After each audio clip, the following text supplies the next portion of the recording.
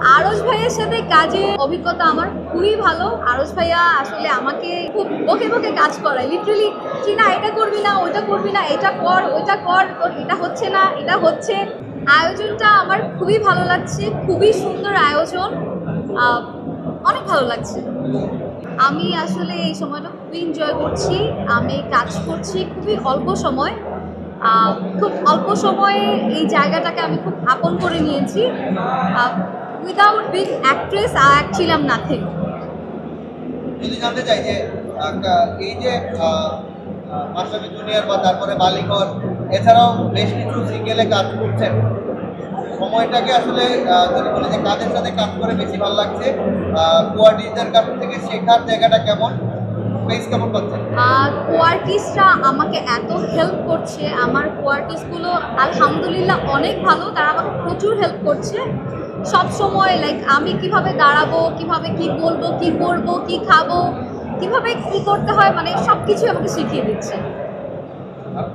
আরশের সাথে কাজের অভিজ্ঞতা কেমন, কারণটা যদি দেখতে আরশ ভাইয়ের সাথে কাজের অভিজ্ঞতা আমার খুবই ভালো। আরশ ভাইয়া আসলে আমাকে খুব বকে বকে কাজ করায়, লিটারালি কি না এটা করবি না, ওইটা করবি না, এটা কর ওইটা কর, তোর এটা হচ্ছে না, এটা হচ্ছে, মানে প্রশংসা করে বাইরে বাইরে, বাট আমার সামনে সবসময় খুব স্ট্রিক্ট থাকে এবং আমার সবসময় বলে যে এটা হচ্ছে না, মানে আমি যাতে আরও সুন্দর করে কাজটা করি সেই জন্য।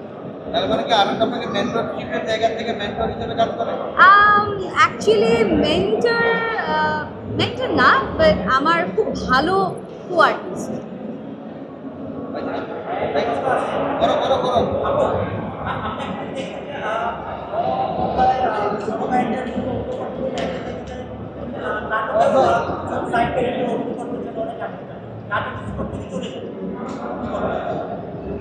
আসলে এটা এক একজনের পার্সপেক্টিভ এক এক রকম। লাইক আমি যেই ধরনের কাজ করতে চাই, আমাকে যদি সেই ধরনের বাদ দিয়ে অন্য কোনো ধরনের কাজ দেওয়া হয়, আমার মনে হয় না যে সেই জায়গাটা যতই বড় হোক বা ছোট হোক আমি কাজটা করব।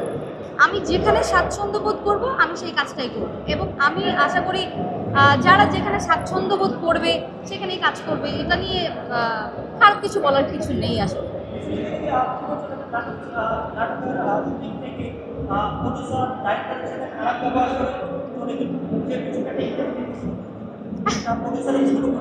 আসলে আমার নিউজ খুবই কম দেখা হয়। আমি যদিও মিডিয়ার একজন মানুষ, তারপর আমার নিউজ খুব কম দেখা হয়। রিসেন্টলি তো নিউজ একদমই দেখা হয়নি, আমার এই সম্বন্ধে আসলে আইডিয়াই নেই।